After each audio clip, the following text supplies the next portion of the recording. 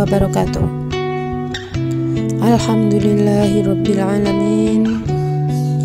Yang terhormat Bapak Kepala Sekolah SMP Negeri 4 Cilacap, rekan-rekan guru serta staf tata usaha SMP Negeri 4 Cilacap, marilah puji syukur kita senantiasa panjatkan kehadirat Allah Subhanahu wa Ta'ala. Berbagai nikmat telah kita terima. Sholawat dan salam tak lupa senantiasa kita curahkan kehadirat Nabi Agung Muhammad Sallallahu Alaihi Wasallam.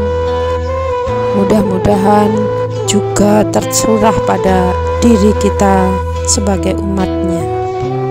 Ibu bapak yang saya hormati, pada kesempatan kali ini saya akan menyampaikan beberapa kata tentang penyejuk hati, pelapang dada. Semoga ini bermanfaat bagi saya pribadi dan mudah-mudahan bermanfaat pula untuk ibu bapak sekalian.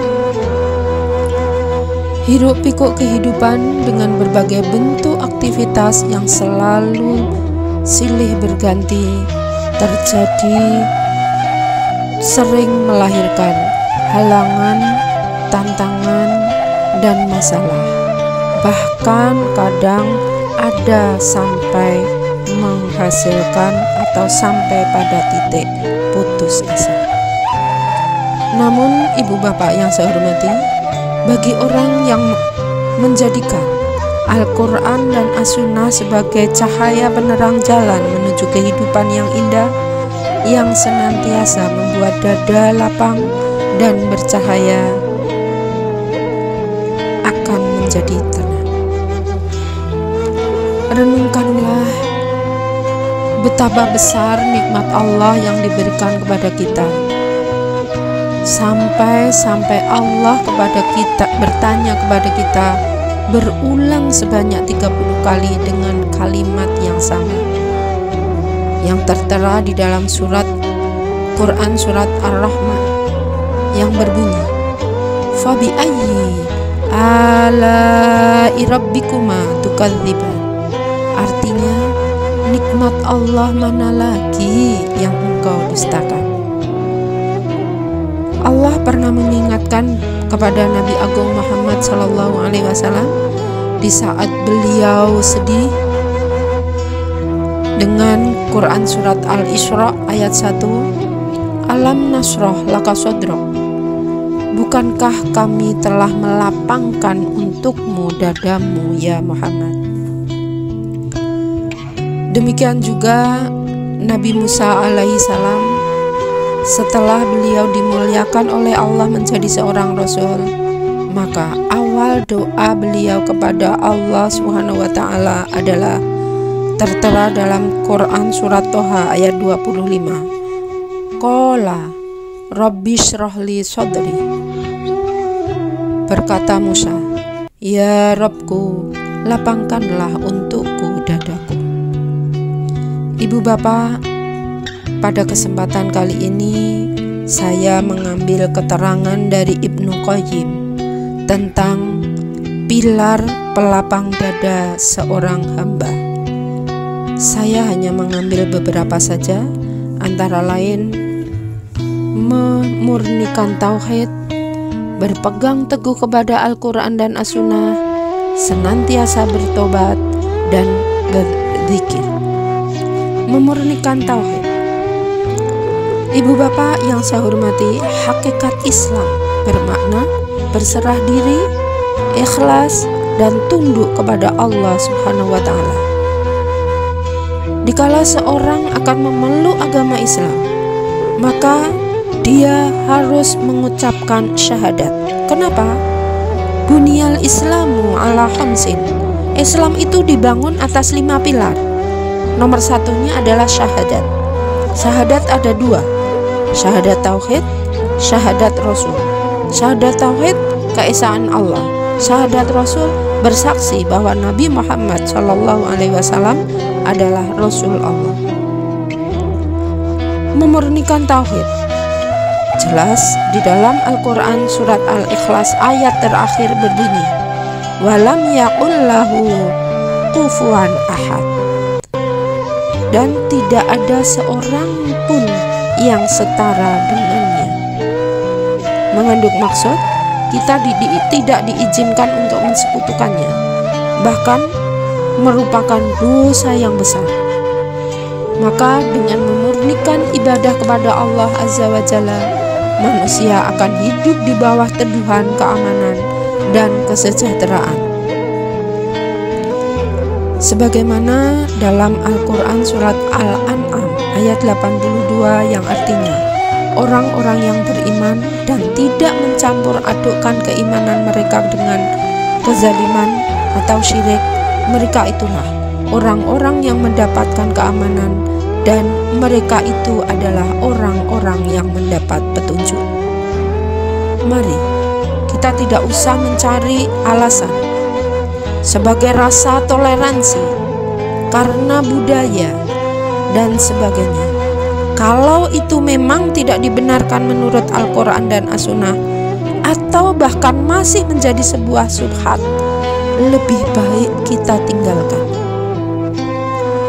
Kita takut akan tergolong pada golongan sifat syirik, atau kita tergolong pada orang musyrik walaupun masih kecil.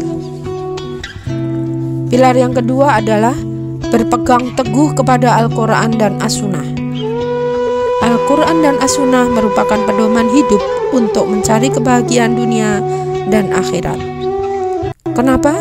Karena di dalam Al-Quran sudah terkandung peraturan, penjelasan yang lengkap sebagai modal kita dari aspek yang dari kecil sampai dengan yang besar. Allah menurunkan Al-Quran yang di dalamnya tidak ada keraguan, sebagaimana Allah berfirman di dalam surat Al-Baqarah ayat 2. Dzalikal kitabu la raiba fihi hudal lil muttaqin.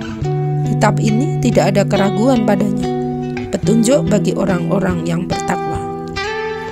Serta pada Quran surat An-Nahl ayat 89 yang artinya, dan kami turunkan kepadamu Alkitab Al-Quran untuk menjelaskan segala sesuatu dan petunjuk serta rahmat dan kabar gembira bagi orang-orang yang berserah diri.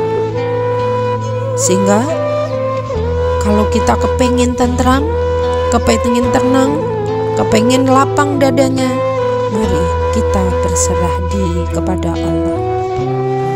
Pilar yang berikutnya, senantiasa bertobat.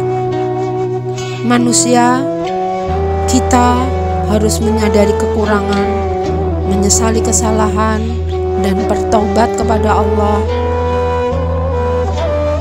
adalah di antara sifat-sifat yang memberikan berbagai keajaiban dalam kehidupan seorang hamba dan sangat menerangi hati serta melapangkan dada.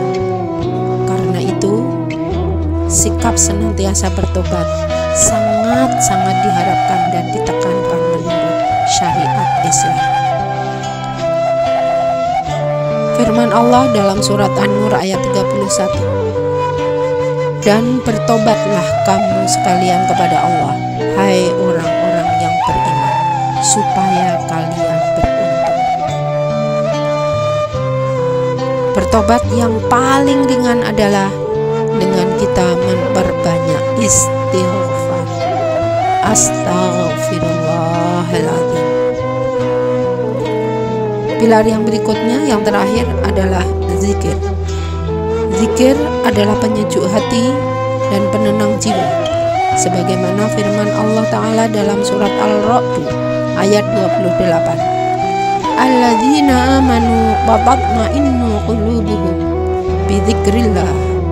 Ala bidzikrillahi tatma'innu qulub.